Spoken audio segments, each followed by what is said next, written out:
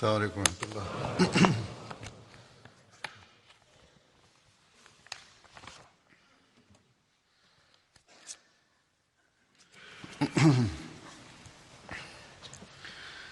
أشهد أن لا إله إلا الله وحده لا شريك له وأشهد أن محمدا عبده ورسوله أما بعد فأعوذ بالله من الشيطان الرجيم بسم الله الرحمن الرحيم الحمد لله رب العالمين الرحمن الرحيم مالك يوم الدين إياك نعبد وإياك نستعين اهدنا الصراط المستقيم صراط الذين أنعمت عليهم غير المغضوب عليهم ولا الضالين۔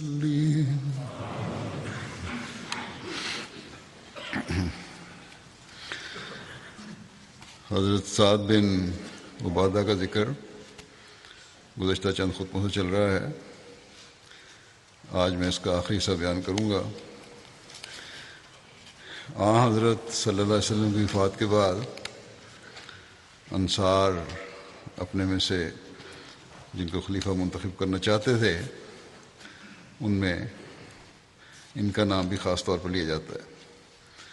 حضرت مرزا بشیر احمد صاحب نے بھی سیرت خاتم النبیین میں لکھا ہے کہ انصار کا ان کو خلیفہ منتخب کرنے پر زور تھا اور یہ قوم کے سردار بھی تھے، اور جب حضرت ابوبکر خلیفہ منتخب کیے گئے تو یہ اس وقت کچھ متزلزل بھی ہو گئے تھے، یا بلکہ اس سے پہلے ہی انصار کے کہنے پر کہ ان کو ہونا چاہیے۔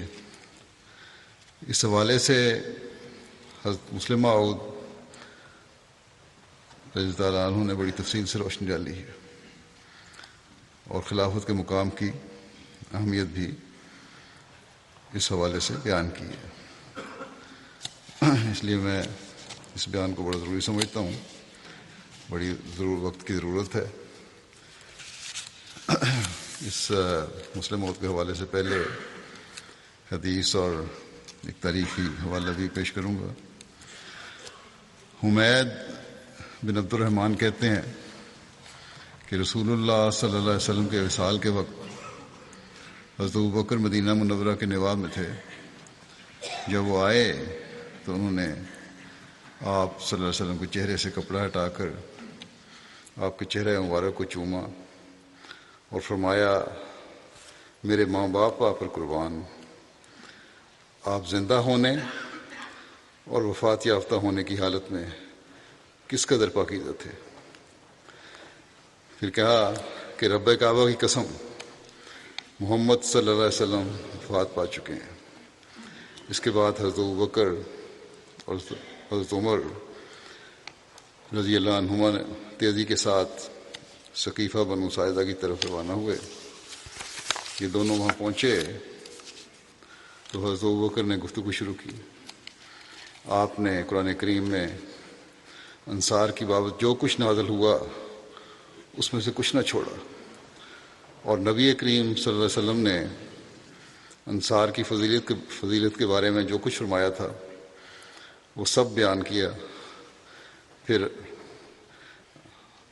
آپ نے فرمایا، تم لوگوں کو علم ہے کہ رسول اللہ صلی اللہ علیہ وسلم نے فرمایا تھا کہ اگر لوگ ایک وادی میں چلیں اور انصار دوسری وادی میں، تو میں انصار کی وادی میں چلوں گا۔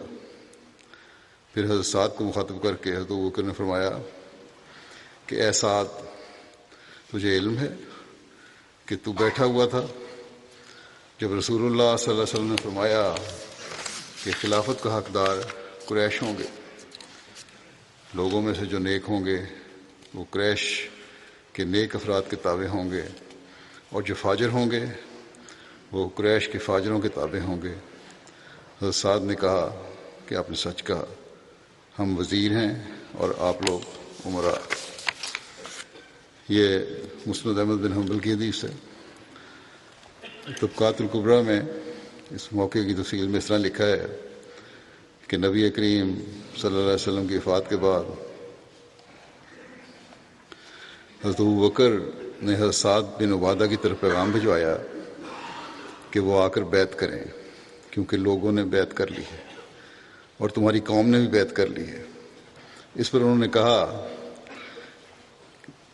کہ اللہ کی قسم، میں اس وقت تک بیعت نہیں کروں گا جب تک میں اپنے ترکش میں موجود سارے 30 لوگوں کو نہ مار لوں، یعنی انکار کیا بقول ان کے، اور وہ لوگ جو میری قوم و قبیلہ میں سے میرے تابع ہیں ان کے ہمراہ تم لوگوں سے قتال نہ کر لوں۔ حضرت ابوبکر کو جب یہ خبر موصول ہوئی تو بشیر بن سعد نے کہا کہ اے خلیفہ رسول صلی اللہ علیہ وسلم، انہوں نے انکار کیا ہے اور اصرار کیا، یعنی انکار پر اصرار کر رہے ہیں، وہ آپ کی بیعت کرنے والے نہیں، خواہ انہیں قتل کر دیا جائے، اور وہ ہرگز قتل نہیں کیے جا سکتے جب تک کہ ان کے ساتھ ان کی اولاد اور ان کے قبیلے کو قتل نہ کیا جائے، اور یہ لوگ ہرگز قتل نہیں کیے جا سکتے جب تک کہ قبیلہ خزرج کو قتل نہ کیا جائے، اور خزرج کو ہرگز قتل نہیں کیا جا سکتا جب تک کہ اوس کو قتل نہ کیا جائے، لہذا آپ ان کی طرف پیش قدمی نہ کریں جب کہ آپ لوگوں کے لیے معاملہ سیدھا ہو چکا ہے، وہ آپ کو نقصان نہیں پہنچا سکتا۔ یعنی ان کی قوم میں سے اکثریت نے بیعت کر لی ہے، اگر انکار کیا ہے تو کوئی بات نہیں، کیونکہ وہ ایک ایسا تنہا شخص ہے جسے چھوڑ دیا گیا ہے۔ حضرت ابوبکر نے حضرت بشیر کی نصیحت قبول کرتے ہوئے حضرت سعد کو چھوڑ دیا۔ پھر جب حضرت عمر خلیفہ بنے تو ایک روز مدینہ کے راستے پر سعد سے ملے، آپ نے فرمایا کہو اے سعد۔ سعد نے کہا کہو اے عمر۔ آپس میں گفتگو ہو رہی ہے۔ حضرت عمر نے فرمایا کہ تم ویسے ہی ہو جیسے پہلے تھے؟ سعد نے کہا ہاں میں ویسا ہی ہوں، خلافت آپ کو مل گئی ہے، لیکن یہ انکار، خلافت تو مل گئی ہے آپ کو، ٹھیک ہے، لوگوں نے بیعت بھی کر لی بہت سارے، لیکن میں نے ابھی تک نہیں کی۔ پھر انہوں نے کہا کہ بخدا آپ کا ساتھی یعنی حضرت ابوبکر رضی اللہ عنہ ہمیں آپ کی نسبت زیادہ محبوب تھا۔ یہ حضرت عمر کو حضرت سعد نے کہا کہ حضرت ابوبکر ہمیں زیادہ محبوب تھے آپ کی نسبت۔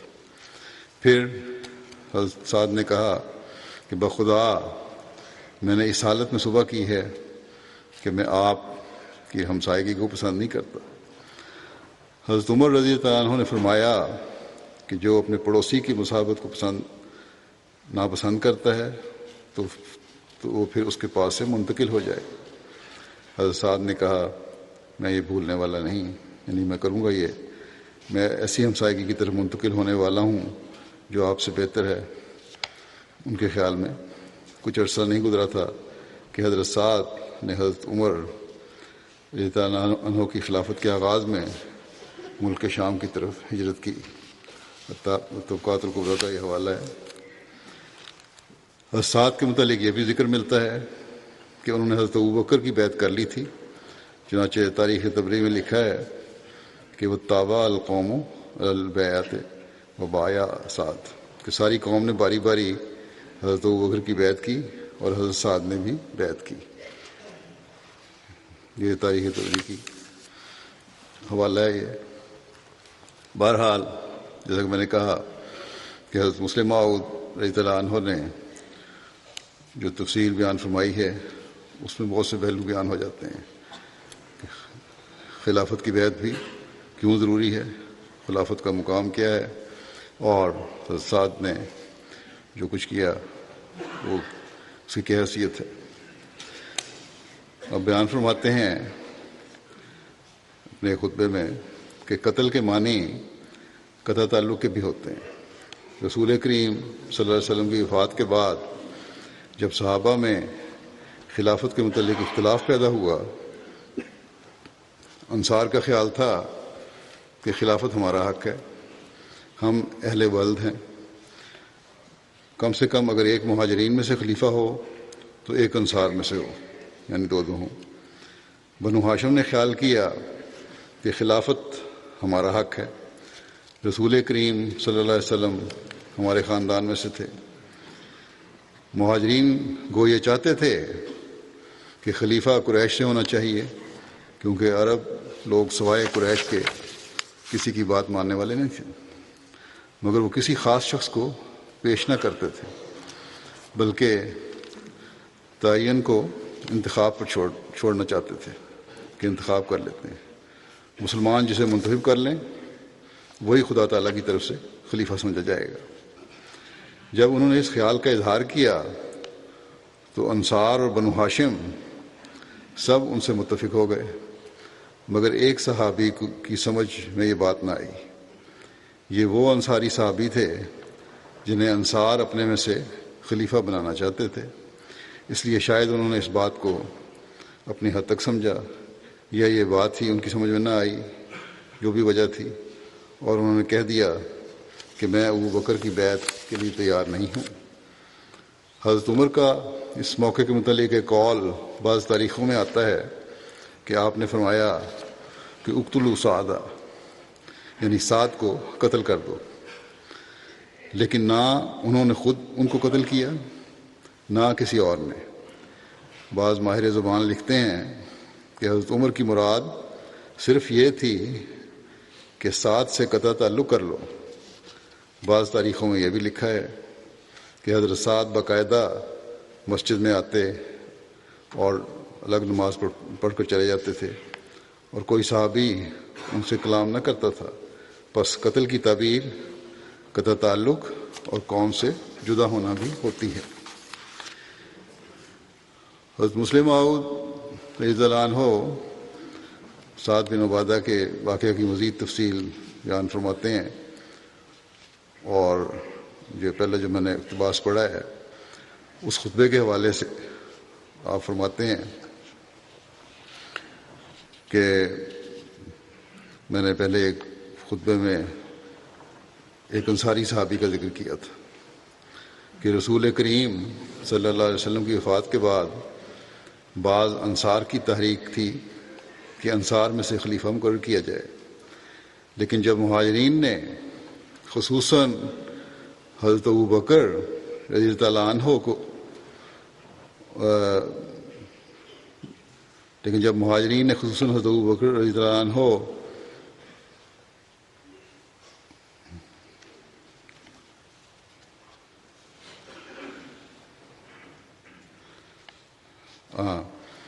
جو مہاجرین نے اور خصوصاً حضرت ابو بکر رضی اللہ عنہ نے صحابہ کو بتایا کہ اس قسم کا انتخاب کبھی بھی ملت اسلامیہ کے لیے مفید نہیں ہو سکتا، کہ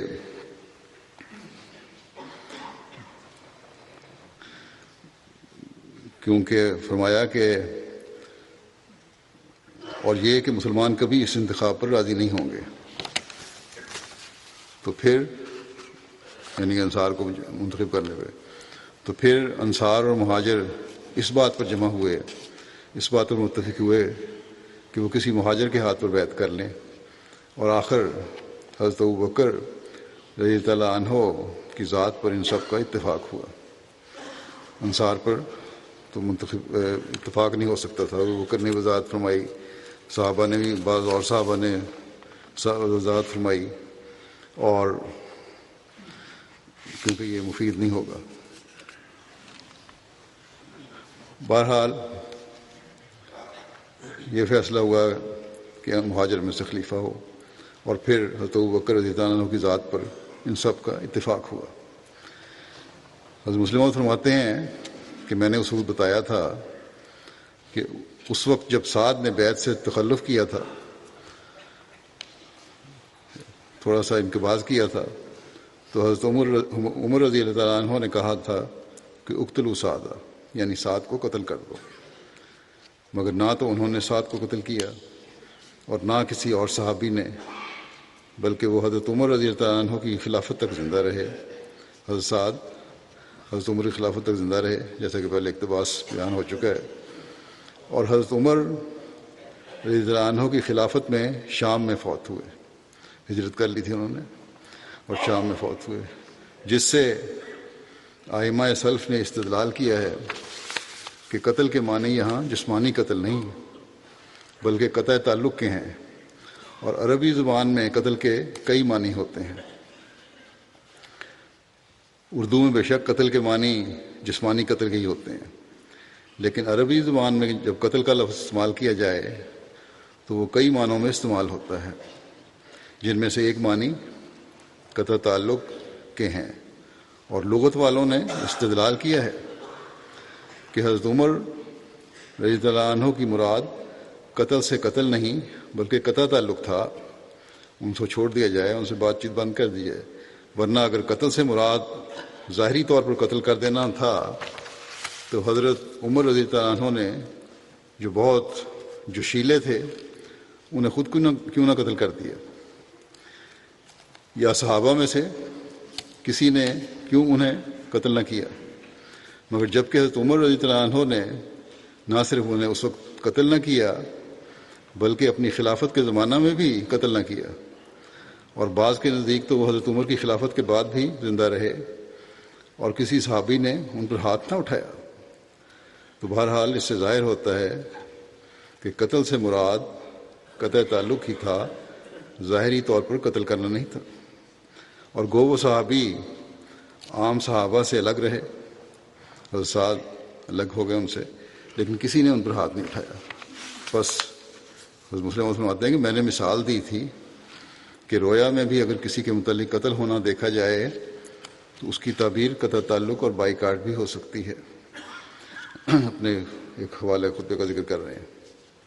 بہرحال آگے فرماتے ہیں کہ مجھ سے ایک دوست نے بیان کیا ہے کہ ایک شخص نے اس خطبے کے بعد کہا کہ سعد نے گو بیعت نہیں کی تھی لیکن مشوروں میں انہیں ضرور شامل کیا جاتا تھا، یعنی بیعت نہ ہونے کے باوجود بھی حضرت ابوبکر رضی اللہ عنہ انہیں مشوروں میں شامل کرتے تھے۔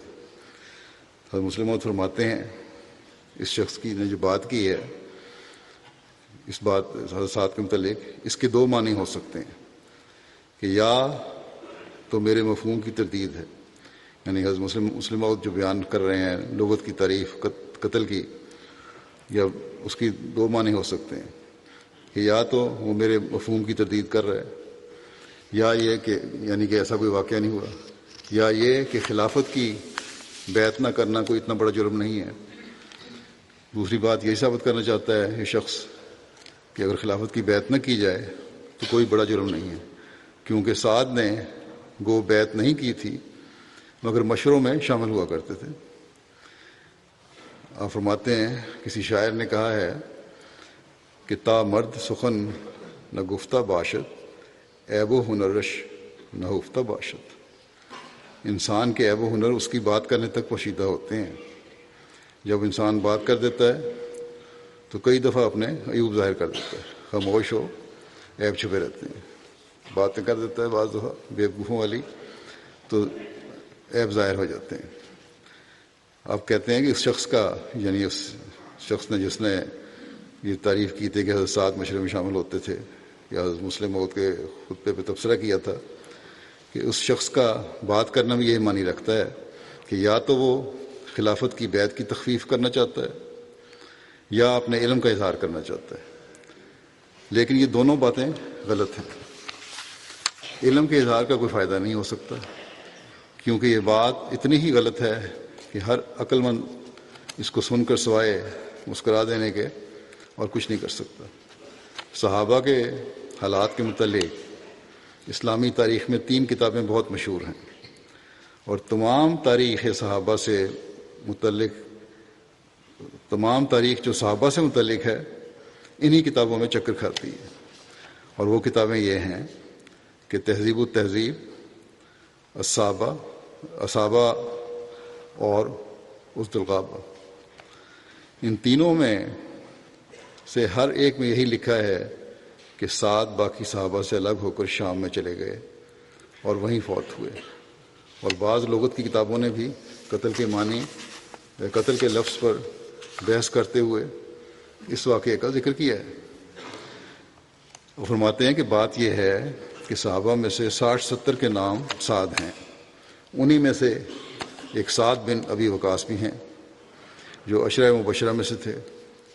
حضرت عمر کی طرف سے کمانڈر ان چیف مقرر تھے اور تمام مشوروں میں شامل ہوا کرتے تھے. معلوم ہوتا ہے کہ اس شخص نے، جس نے یہ اعتراض کیا تھا خطبے پہ مسلم موت کے، کمی علم سے سعد کا لفظ سن کر یہ نہ سمجھا کہ یہ سعد اور ہے اور وہ سعد اور، جھٹ میرے خطبے پہ تبصرہ کر دیا. یہ میں نے سعد بن ابی وقاص کا ذکر نہ کیا تھا جو مہاجر تھے، بلکہ میں نے جس کا ذکر کیا وہ انصاری تھے. ان دو کے علاوہ اور بھی بہت سے سعد ہیں، بلکہ 60-70 کے قریب سعد ہیں. جس سعد کے متعلق میں نے ذکر کیا ان کا نام سعد بن عبادہ تھا. عرب کے لوگوں میں نام دراصل بہت کم ہوتے تھے، اور عام طور پر ایک ایک گاؤں میں ایک نام کے کئی آدمی ہوا کرتے تھے.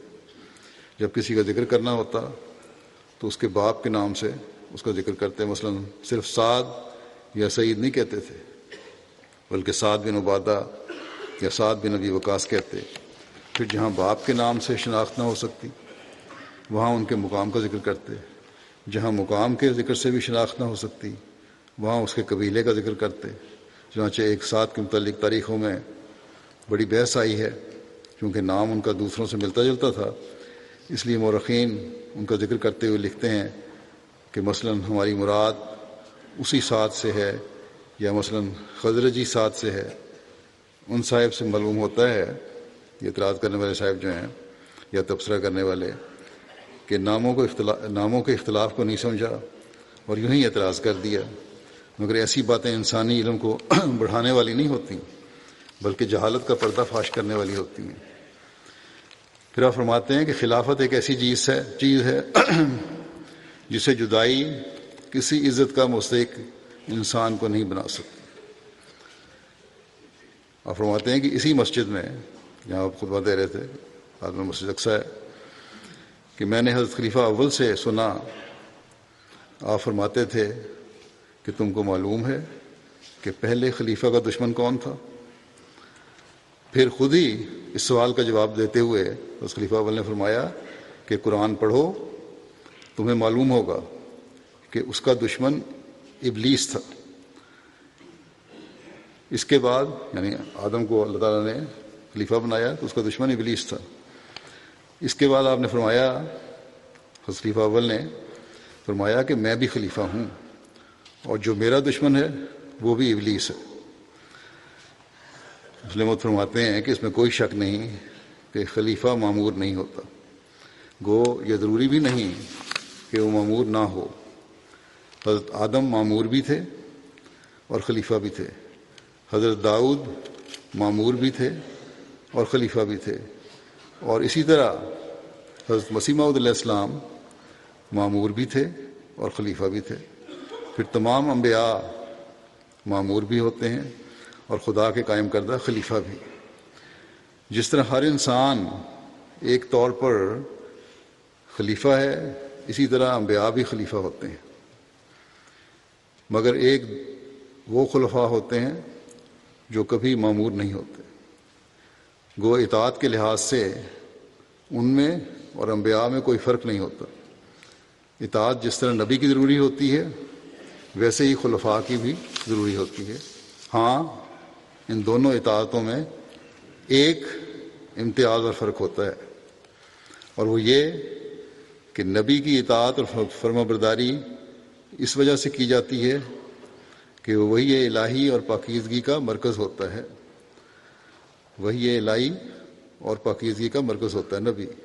مگر خلیفہ کی اطاعت اس لیے نہیں کی جاتی کہ وہ وحی الہی اور تمام پاکیزگی کا مرکز ہے، بلکہ اس لیے کی جاتی ہے کہ وہ تنفیذ وحی الہی اور تمام نظام کا مرکز ہے، یعنی جو وحی نبی پہ اتری ہے اس کی تنفیذ کرنے والا ہے، اور جو نظام نبی نے قائم کیا ہے اس کو چلانے کا مرکز ہے خلیفہ۔ اسی لیے واقف اور اہل علم لوگ کہا کرتے ہیں کہ انبیاء کو اس عصمت کبریٰ حاصل ہوتی ہے اور خلفاء کو عصمت صغریٰ۔ اسی مسجد میں جہاں مسلم موت فرما رہے ہیں خطبہ قادیان میں، کہ اسی مسجد میں اسی ممبر پر جمعہ کے ہی دن حضرت خلیفہ اول سے میں نے سنا، آپ فرماتے تھے کہ تم میرے کسی ذاتی فعل میں عیب نکال کر اس اطاعت سے باہر نہیں ہو سکتے۔ اگر میرا کسی ذاتی کام ہے اس میں کوئی عیب نکال لو تو اس کا اتنا مطلب نہیں کہ تم اطاعت سے باہر ہو گئے، کبھی نہیں ہو سکتے۔ جو خدا نے تم پر عائد کی ہے وہ اطاعت جو خدا نے تم پر عائد کی ہے تم اس سے باہر نہیں ہو سکتے، کیونکہ جس کام کے لیے میں کھڑا ہوا ہوں وہ اور ہے، اور وہ نظام کا اتحاد ہے، اس لیے میری فرمانبرداری ضروری اور لازمی ہے۔ تو انبیاء کے متعلق جہاں الہی سنت یہ ہے کہ سوائے بشری کمزوریوں کے، جس میں توحید اور رسالت میں فرق ظاہر کرنے کے لیے اللہ تعالیٰ دخل نہیں دیتا، اور اس لیے بھی کہ وہ امت کی تربیت کے لیے ضروری ہوتی ہے، جیسے سجدہ صاحب کہ وہ بھول کے نتیجے میں ہوتا ہے، مگر اس کی ایک غرض امت کو صحابہ کے احکام کی عملی تعلیم دینا تھی۔ یہ ایسی غلطی نبی بھی کر سکتے ہیں، حضرت صلی اللہ علیہ وسلم سے بھی ہوئی، اور سجدہ صاحب بھی آپ نے پھر ادا فرمایا کہ ان کے تمام اعمال خدا تعالیٰ کی حفاظت میں ہوتے ہیں۔ وہاں خلفاء کے متعلق انبیاء کے تمام اعمال خدا تعالیٰ کی حفاظت میں ہوتے ہیں، اور وہاں خلفاء کے متعلق خدا تعالیٰ کی یہ سنت ہے۔ انبیاء کے تو یہ ہو گیا کہ تمام اعمال خدا کی حفاظت میں ہیں، لیکن خدا تعالیٰ کے خلفاء کے متعلق اللہ تعالیٰ کی یہ سنت ہے کہ ان کے وہ تمام اعمال خدا تعالیٰ کی حفاظت میں ہوں گے جو نظام سلسلہ کی ترقی کے لیے ان سے سرزد ہوں گے، اور کبھی بھی وہ کوئی ایسی غلطی نہیں کریں گے، اور اگر کریں تو اس پر قائم نہیں رہیں گے جو جماعت میں خرابی پیدا کرنے والی اور اسلام کی فتح کو اس کی شکست میں بدل دینے والی ہو۔ وہ جو کام بھی نظام کی مضبوطی، یعنی خلیفہ وقت جو کام بھی نظام کی مضبوطی اور اسلام کے کمال کے لیے کریں گے، خدا تعالیٰ کی حفاظت اس کے ساتھ ہوگی، اور اگر وہ کبھی غلطی بھی کریں تو خدا ان کی اصلاح کا خود ذمہ دار ہوگا۔ گویا نظام کے متعلق خلفاء کے اعمال کے ذمہ دار خلفاء نہیں بلکہ خدا ہے۔ اس لیے کہا جاتا ہے کہ اللہ تعالیٰ خلفاء خود قائم کیا کرتا ہے۔ اس کا یہ مطلب نہیں کہ وہ غلطی نہیں کر سکتے، یعنی خلفاء غلطی نہیں کر سکتے، بلکہ مطلب یہ ہے کہ یا تو انہی کی زبان سے یا عمل سے خدا تعالیٰ اس غلطی کی اصلاح کرا دے گا، یا اگر ان کی زبان یا عمل سے غلطی کی اصلاح نہ کرائے تو اس غلطی کے بد نتائج کو بدل ڈالے گا، یعنی کہ نتائج بد نہیں نکلیں گے۔ پھر فرمایا کہ اگر اللہ تعالیٰ کی حکمت چاہے کہ خلفاء کبھی کوئی ایسی بات کر بیٹھیں جس کے نتائج بظاہر مسلمانوں کے لیے مضر ہوں، اور جس کی وجہ سے بظاہر جماعت کے متعلق خطرہ ہو کہ وہ بجائے ترقی کرنے کے تنزل کی طرف جائے گی، تو اللہ تعالیٰ نہایت مخفی سامانوں سے اس غلطی کے نتائج کو بدل دے گا، اور جماعت بجائے تنزل کے ترقی کی طرف قدم بڑھائے گی، اور وہ مخفی حکمت بھی پوری ہو جائے گی جس کے لیے خلیفہ کے دل میں ذہول پیدا کیا گیا تھا، یعنی کوئی بھول ہو گئی تھی یا غفلت ہو گئی تھی، وہ حکمت پوری ہو جائے گی۔ مگر انبیاء کو یہ دونوں باتیں حاصل ہوتی ہیں، یعنی عصمت کبریٰ بھی اور عصمت صغریٰ بھی۔ وہ تنفیذ و نظام کا بھی مرکز ہوتے ہیں، اور وہی و پاکیزگی اعمال کا بھی مرکز ہوتے ہیں۔ مگر اس کا یہ مطلب نہیں کہ ہر خلیفہ کے متعلق ضروری ہے کہ وہ پاکیزگی اعمال کا مرکز نہ ہو۔ ہاں یہ ہو سکتا ہے کہ پاکیزگی اعمال سے تعلق رکھنے والے بعض افعال میں وہ دوسرے اولیاء سے کم ہو ممکن ہے۔ پس جہاں ایسے خلفاء ہو سکتے ہیں جو پاکیزگی اعمال کا مرکز ہوں اور نظام سلسلہ کا مرکز بھی، وہاں ایسے خلفاء بھی ہو سکتے ہیں جو پاکیزگی اور ولایت میں دوسروں سے کم ہوں، لیکن انتظامی قابلیتوں کے لحاظ سے دوسروں سے بڑے ہوئے ہوں۔ مگر ہر حال میں ہر شخص کے لیے ان کی اطاعت فرض ہوگی، چونکہ نظام کا ایک حد تک جماعتی سیاست کے ساتھ تعلق ہوتا ہے۔ اب جماعتی سیاست سے لوگ ایک دم چونک گئے ہوں گے، بعضوں کو خیال آیا ہوگا جماعتی سیاست کیا ہوئی۔ یہاں لفظ سیاست سے مراد عمومی طور پر ہمارے زبان میں کیا ہمارے عام طور پر مفہوم جو لیا جاتا ہے وہ منفی رنگ لیا جاتا ہے اور منفی رنگ میں ہی استعمال ہوتا ہے۔ کچھ سیاستدانوں نے اس لفظ کو بدنام کر دیا ہے کہ جوڑ توڑ کرنا اور نقصان پہنچانا یا صحیح کام نہ کرنا، لیکن حقیقت میں جو لغت میں اس کا مطلب ہے اس سے مراد یہ ہے کہ نظام چلانے کا طریق، صحیح رنگ میں نظام چلانا، اس کو سیاست کہتے ہیں۔ پھر حکمت عملی سے کام کرنا، یہ ہے اس کا مطلب۔ برائیوں کو روکنے کے لیے نظام کو قائم کرنا، یہ ہے اس کا مطلب۔ عقل اور حکمت سے کام کو چلانا، بین الاقوامی معاملات کو صحیح رنگ میں ادا کرنے کی صلاحیت ہونا، یہ سیاست ہے۔ گویا تمام مثبت باتیں اس لفظ کا مطلب ہیں، لیکن جیسا کہ میں نے کہا کہ بدقسمتی سے ہم اصلی معنوں کو بھول کر سیاستدانوں کے عمل کی وجہ سے اور اپنی غلط حرکتوں کی وجہ سے منفی مطلب لیتے ہیں۔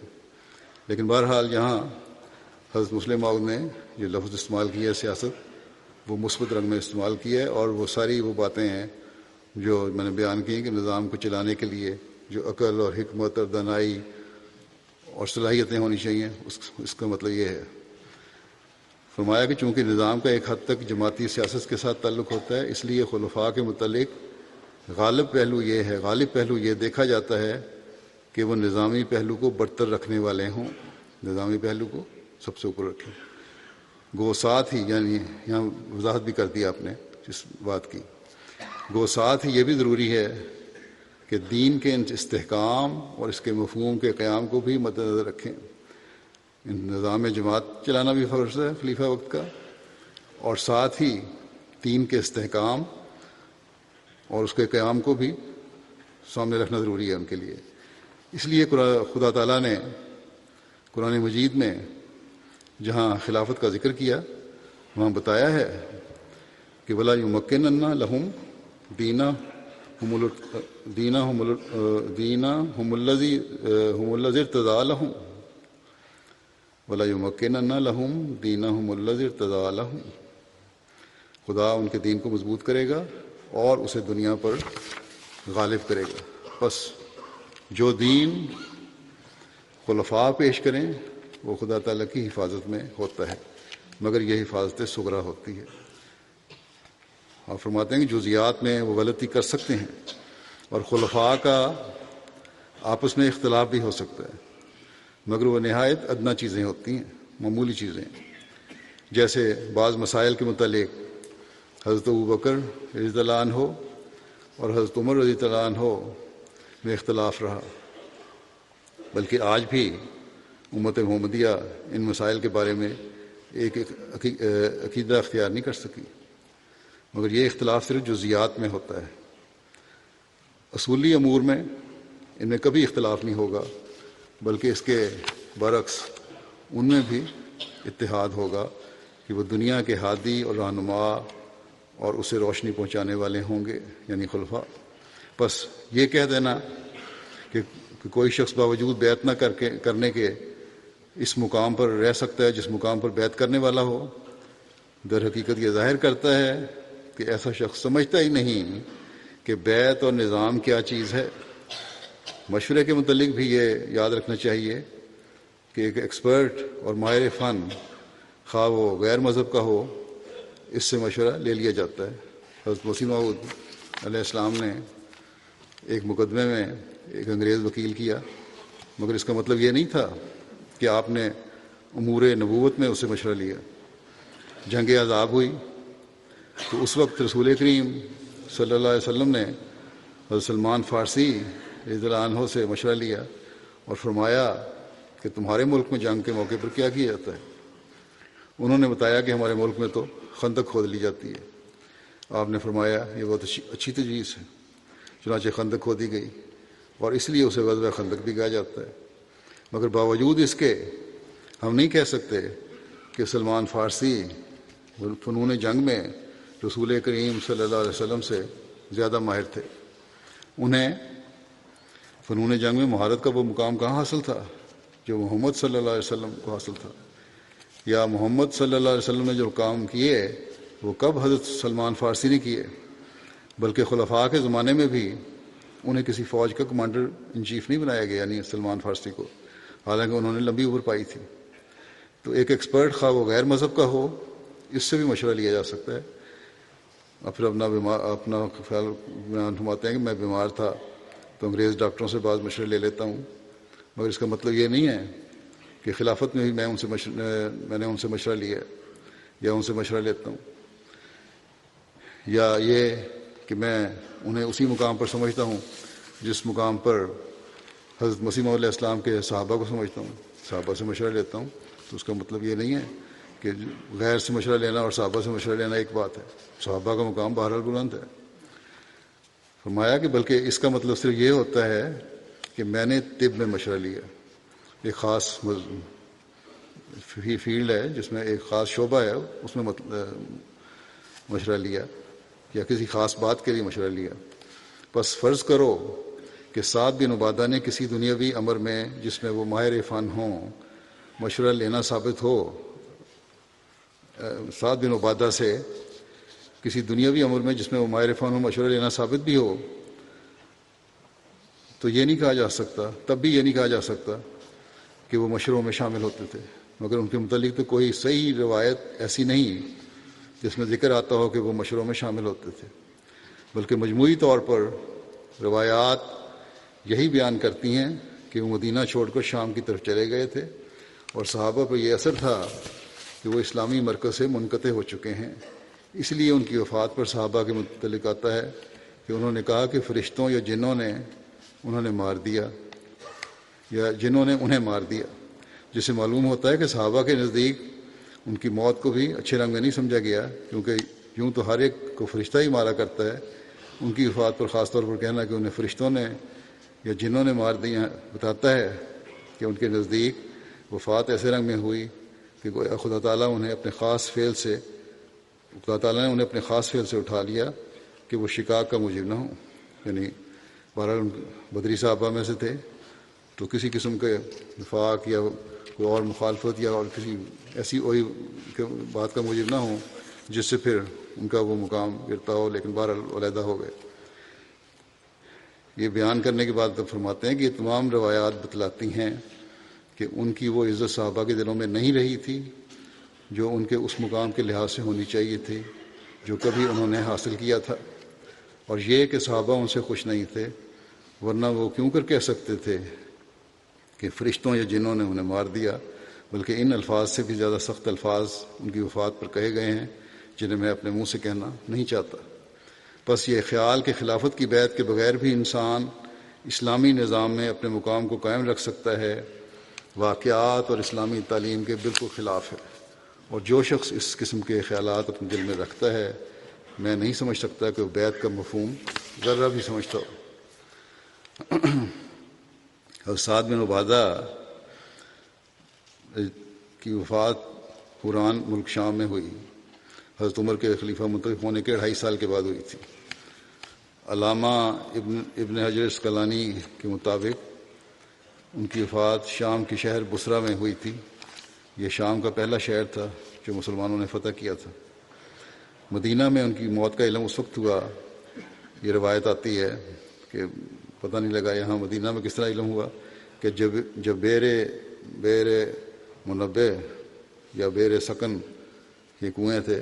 انہیں دوپہر کی سخت گرمی میں چھلانگیں لگانے والے لڑکوں میں سے ایک نے کنویں میں سے کسی کو یہ کہتے ہوئے سنا کہ قد قتلنا سید الخزرج سعد بن عبادہ ورمیناہ بسہمین فلم تقت فؤادو، کہ ہم نے خزرج کے سردار سعد بن عبادہ کو قتل کر دیا، ہم نے اسے 2 تیر مارے، ہم نے اس کے دل پر نشانہ لگانے سے خطا نہ کیا.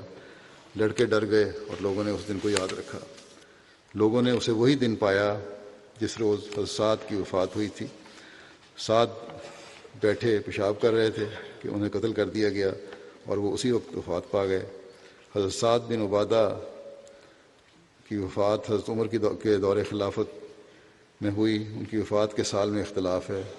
بعض روایات کے مطابق 14 ہجری میں اور بعض کے مطابق 15 ہجری میں اور بعض کے مطابق وفات 16 ہجری میں ہوئی. حضرت سعد کی قبر دمشق کے قریب نشیبی جانب واقع ایک گاؤں منیہ میں ہے. طبقات الکبریٰ کا یہ حوالہ. اب اس کے بعد میں 2 مرحومین کا ذکر کروں گا جن کا بھی جنازہ بھی پڑھاؤں گا انشاءاللہ. پہلے ہیں مکرم سید محمد سرور شاہ صاحب جو صدر احمدیہ قادیان کے ممبر تھے. 8 جنوری کو 85 سال کی عمر میں وفات پا گئی. انا للہ و انا الیہ راجعون. گزشتہ کچھ عرصے سے کینسر کے مرض میں مبتلا تھے، لیکن بڑی ہمت سے، صبر سے، حوصلے سے انہوں نے بیماری کا سامنا کیا اور آخر تک اپنے فرائض منصبی آسن رنگ میں ادا کرنے کی کوشش کرتے رہے. اپنی بیماری کو آڑے نہیں آنے دیا. آپ موضع سونگڑا صوبہ اوڈیشہ کے ایک معروف مخلص احمدی خاندان سے تعلق رکھتے تھے. ان کے پڑنانا حضرت سید عبدالرحیم صاحب حضرت مسیح موعود علیہ السلام کے صحابی تھے اور نانا مکرم مولوی عبدالعلیم صاحب مرحوم ایک جید عالم دین تھے اور شاعر بھی تھے. اور آپ کی ولادت پر آپ کے والد نے اپنے خود سے نام تجدید کرنے کی درخواست کی تو انہوں نے بتایا کہ میں نے خواب میں سید سرور شاہ صاحب کو دیکھا ہے کہ ہمارے گھر آئے ہیں، اس لیے اس کا نام بھی سید سرور رکھ لیں. ابتدائی تعلیم کے بعد جو انہوں نے ضلع کٹک میں حاصل کی، بی اے پاس کیا، پھر پرائیویٹ اسکول میں ہیڈ ماسٹر ہو گئے. اس کے بعد ریشہ ہائی کورٹ میں اسسٹنٹ رہے، پھر آڈٹ آفس کے عہدے پر فائز رہے اور ریٹائرمنٹ کے بعد ہی 1995 میں جماعتی خدمت کے لیے اپنے آپ کو وقف کیا. خلیفۃ مسیح رابع نے 1996 میں ان کو بعض کام ان کے سپرد کیے، ان کا انچارج بنایا. ان کو عمرہ کی بھی توفیق ملی.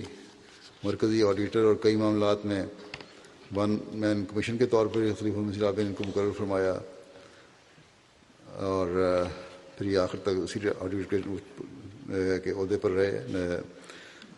اور مرحوم کو 9 سال تک بطور صدر قضاء بورڈ خدمت کی توفیق ملی. اسی طرح کئی اہم مرکزی کمیٹیوں کے صدر اور ممبر بھی رہے اور وفات تک صدر احمدیہ کے ممبر ہونے کی توفیق پائی. انتظامی صلاحیت بڑی اچھی تھی. لمبا عرصہ مرکزی آڈیٹر کے طور پر بھی خدمت کی توفیق ملی. جیسا کہ میں نے کہا، خلیفۃ مسیح رابع رحمہ اللہ تعالیٰ نے ان کو ایک خط میں فرمایا کہ آپ خوب کام کر رہے ہیں، جزاکم اللہ احسن جزا. بلا خوف اظہار حقیقت کرنے کی ادا بہت پسند آئی آپ کی. ماشاء اللہ بڑے باریک اور اہم پہلوؤں پر نظر جاتی ہے. آپ اسی طرح اپنے پروگرام کے مطابق اپنا کام کرتے رہیں اور آپ کو اس سے کوئی روک نہیں سکتا. اللہ آپ کو اس وقت ان کو دعا بھی دی صحت اور عمر کی. ناظم صاحب دارالقضاء بیان کرتے ہیں قادیان کے کہ قضاء کے جملہ کارکنان کے ساتھ بہت محبت کا تعلق رہا. بورڈ میں زیر کارروائی مقدمات میں حتی الامکان جلد فیصلہ کرنے کی کوشش کرتے تھے. موصوف بہت احتیاط کے ساتھ مثل کا جائزہ لیتے تھے. انصاف پر مبنی فیصلہ کروانے کی ہر ممکن کوشش کرتے تھے. صاحب الرائے اور حساس معاملات میں صاحب الرائے تھے اور حساس معاملات میں اللہ تعالیٰ سے رہنمائی کے طالب رہتے تھے. ان کے داماد ہیں ڈاکٹر طارق صاحب، میڈیکل افسر ہیں، سینئر میڈیکل افسر نور ہسپتال قادیان کے. کہتے ہیں کہ باقاعدہ قاعدگی سے تہجد ادا کرنے کے علاوہ مسجد مبارک میں نمازیں بر وقت ادا کرتے تھے. ہاتھ پیر جب لڑکھانے لگے، صحیح طرح چل نہیں سکتے تھے، دوسروں کے سہارے مسجد جاتے تھے. نماز جمعہ میں ہمیشہ وقت پر جا کر پہلی صف میں بیٹھتے تھے.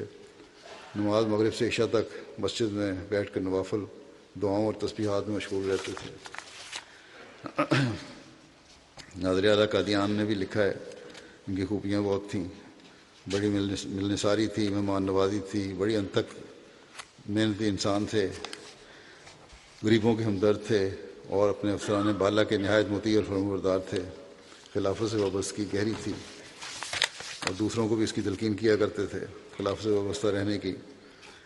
اللہ تعالیٰ کے فضل سے مرحوم موسی تھے اور مرحوم کے سب بیٹے بیٹیاں جماعتی کاموں میں بڑھ چڑھ کے حصہ لے رہے ہیں، اور ان کے چھوٹے بیٹے سید محمود احمد نور ہسپتال قادیان میں بطور فارماسسٹ خدمت کی سر انجام دے رہے ہیں۔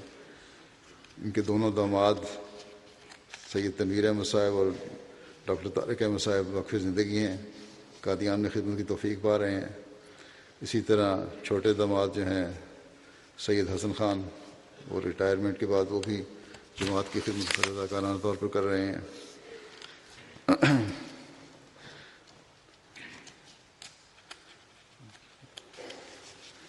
جب تک صاحبزادہ مرزا وسیم صاحب مرحوم ناظر اعلیٰ رہے، ہمیشہ ادب کے دائرے میں رہتے ہوئے آڈٹ کیا اور ان سے متعلقہ سوالات کیا کرتے تھے۔ کہا کرتے تھے کہ سارے قادیان میں میاں صاحب جیسا محبت کرنے والا وجود کوئی نہیں تھا۔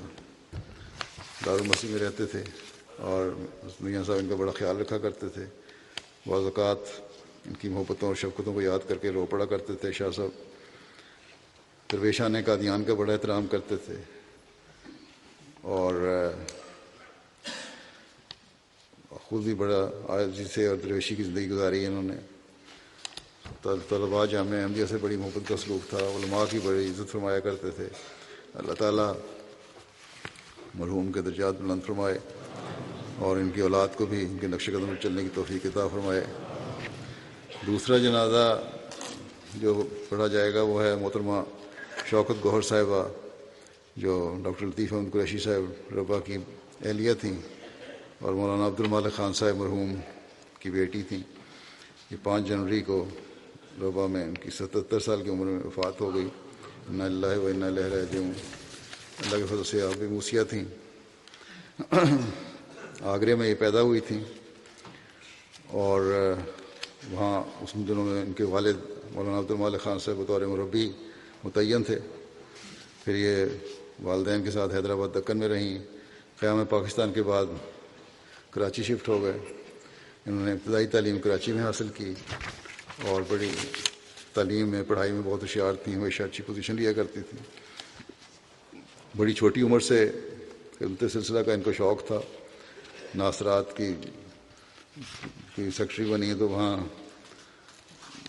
کراچی کی ناصرات کو صف اول میں لے آئیں۔ پھر جب ان کا نکاح ہوا ہے ڈاکٹر لطیف قریشی صاحب کے ساتھ 1961 میں، اس کے بعد وہ میڈیکل کالج میں پڑھ رہے تھے۔ اس کے بعد جب وہ انگلستان آ گئے تو یہاں ان کے ساتھ رخصت ہو کر آئیں۔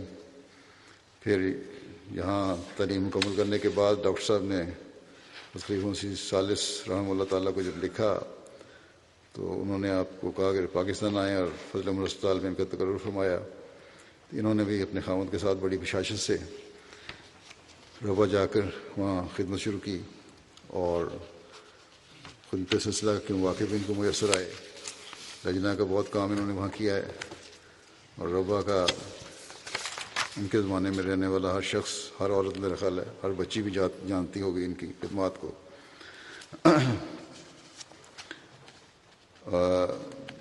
میری والدہ سرزادی ناصرہ بیگم صاحبہ جب صدر لجنہ ربا تھیں تو انہوں نے ان کو مجلس عاملہ میں جنرل سیکرٹری مقرر کیا تھا اور 15 سال تک اس کام پر متعین رہیں اور بڑی انہیں سے انہوں نے ٹریننگ لی تھی۔ اس کے بعد بڑے اعلیٰ انتظامی صلاحیت کے ساتھ انہوں نے کام کیا۔ پھر مرکزی عاملہ میں بھی سیکرٹری کے طور پر کام کیا۔ پھر ان کو میں نے جنرل سیکرٹری مرکزیہ پاکستان مرکز کا مقرر کیا 6 سال تک۔ وہاں بھی انہوں نے بڑی اعلیٰ خدمات سر انجام دی ہیں اور اپنی علالت کی وجہ سے لجنہ کا کام چھوڑنا پڑا، لیکن پھر بھی موقع ملتا رہتا تھا، خدمت کرتی رہتی تھی کسی نہ کسی طریقے سے۔ 50 سال تک مختلف شعبہ جات میں خدمت سلسلہ کی انہوں نے توفیق پائی ہے اور آپ کے ساتھ کام کرنے والی ہر عورت، ہر بچی بڑی تعریف کرتی ہے آپ کی۔ ہمسایوں کے ساتھ حسن سلوک، غریبوں اور ضرورت مندوں کا خیال، مہمان نوازی، چندوں کی خاص طور پر ادائیگی اور توجہ اور پہلی فرصت میں ادا کرنا، یہ سب ان کا خاصیت تھی۔ بلکہ وقفی عید کی ادائیگی کا اعلان اس سال بھی انہوں نے جب کیا تو اپنا چندہ اسی کو ادا کر دیا، وفات سے چند دن پہلے۔ 5 کو وفات ہوئی ہے اور یہ وہ اعلان ہوا تو فوراً ادا کیا پہلے۔ ڈاکٹر قریشی صاحب لکھتے ہیں کہ مرحومہ نے 50 سالہ دور میں رفاقت میں بہترین بیوی، بہترین ماں، بہترین بہن اور بہترین بیٹی کے طور پر اپنے حقوق ادا کیے۔ ایک چیز یہاں لکھنے والے نے چھوڑ دی ہے، ڈاکٹر صاحب نے بیان نہیں کی کہ بہترین بہو بھی تھیں، شاید غلطی سے رہ گیا، اور ان کی ساس اور سسر ان کے ساتھ رہے، بلکہ ساتھ اب تک حیات ہیں، تو ان کی انہوں نے خدمت کی، بیماری میں بھی خدمت کی اور ماں کی طرح ان کو رکھا۔ الغرض آپ مثالی زندگی گزارنے کے بعد اس دنیا سے رخصت ہوئی تھیں۔ بیماری بہت لمبی تھی، اس کے باوجود گھر کے کاموں میں دلچسپی لیتی اور ان کو مکمل کرتی۔ بیماری میں کبھی شکوہ زبان پر نہیں آیا، بیماری کو صبر کے ساتھ برداشت کیا۔ خلافت کے ساتھ گہرا تعلق تھا کہ پسماندگان میں ان کے خاوند ڈاکٹر لطیف قریشی صاحب کے علاوہ 3 بیٹے اور 2 بیٹیاں ہیں، اور 2 بیٹے اور 1 بیٹی ڈاکٹر ہیں، انجینئر ہیں۔ ایک بیٹا، سارے پڑھے لکھے ہیں، ان کو پڑھایا، سخت حالات میں پڑھایا، اور یہ بچوں کو بتایا کہ تمہیں میں کسی بیٹی نے ان کو ایک دفعہ کہا کہ آپ کبھی زیور نہیں پہنتی، کوئی اچھا لباس نہیں بناتی۔ انہوں نے کہا جو میں بچت کرتی ہوں تم لوگوں کی تعلیم پہ خرچ کرتی ہوں، اور میں چاہتی ہوں یہی میرا زیور اور یہی میرا لباس ہے اعلیٰ، اگر تم لوگ پڑھ لکھ جاؤ اور جماعت کے لیے بھی مفید بن جاؤ، مفید وجود بنو اور اپنے آپ کو بھی سنبھالنے والے ہو۔ بڑی سچی رویا اور کچھ دیکھنے والی تھیں، صاحب رویا کشوف بھی تھیں۔ کئی خوابیں ہیں ان کی جو ان کے بچوں نے لکھی ہیں، پوری ہوئیں۔ ایک بیٹی کو داخلے کے وقت بتایا کہ تمہارا فلاں میڈیکل کالج میں داخلہ ہوگا، میں نے خواب میں دیکھا ہے، اور وہیں ان کو داخلہ ہوا۔ اسی طرح اور بہت سے شمار ہیں خوابیں ان کی۔ اللہ کے فضل سے بڑی نیک خاتون تھیں، اور اپنی بہنوں کا وغیرہ خیال رکھا۔ ان کے بیٹے عبد المالک نے لکھا ہے کہ جماعت کی بے لوث خدمت کرنے والی تھیں۔ کئی دفعہ دفتر لجنہ سے دارالعلوم تک شدید گرمی میں پیدل چلتی آئیں، اور کبھی ایک دفعہ بھی شکوہ نہیں کیا، اور عید کے موقع پر ہمیشہ قریبی اور دور کے ہمسایوں میں کو گھر سے میٹھا بنا کر بھیجا کرتی تھیں، اور ہمیشہ یہ کہتی تھیں کہ اگر ہم دین سے وابستہ رہیں گے تو اللہ تعالیٰ کبھی ہمیں ضائع نہیں کرے گا۔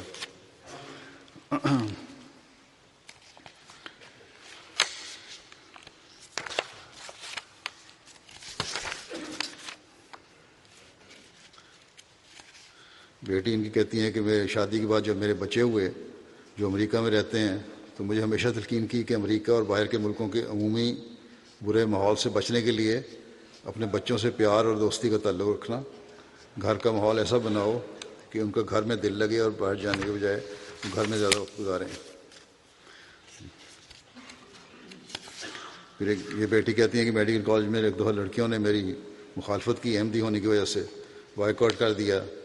میں نے اپنی امی کو فون کیا اور رونے لگی تو انہوں نے بڑے اچھے انداز میں نصیحت کی اور فرمایا کہ اس میں رونے کی کیا بات ہے، یہ تو انبیاء کی سنت ہے جو جس پہ تمہیں چلنے کا موقع مل رہا ہے، اور یہ کہا کہ لکھ لو کہ اگر احمدیت کی وجہ سے کوئی تکلیف پہنچی تو اللہ تعالیٰ تمہیں کبھی ضائع نہیں کرے گا اور امتحان میں کامیاب ہوگی۔ چنانچہ کہتی ہیں کہ میں امتحان میں نہ صرف کامیاب ہوئی بلکہ وہی شرارتی لڑکیاں سب کے ساتھ فیل بھی ہو گئیں۔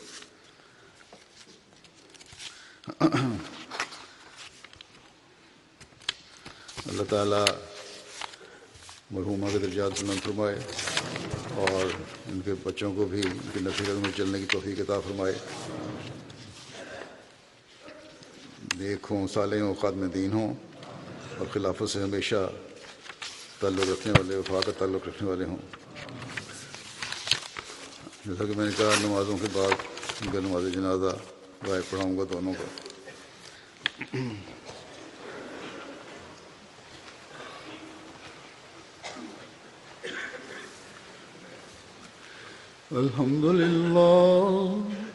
الحمد لله نحمده ونستعينه ونستغفره ونؤمن به ونتوكل عليه ونعوذ بالله من شرور أنفسنا ومن سيئات أعمالنا من يهده الله فلا مضل له ومن يضلل فلا هادي له ونشهد أن لا إله إلا الله ونشهد أن محمدا عبده ورسوله عباد الله رحمكم الله إن الله يأمر بالعدل والإحسان وإيتاء ذي القربى وينهى عن الفحشاء والمنكر والبغي يعظكم لعلكم تذكرون اذكروا الله يذكركم وادعوه يستجب لكم ولذكر الله أكبر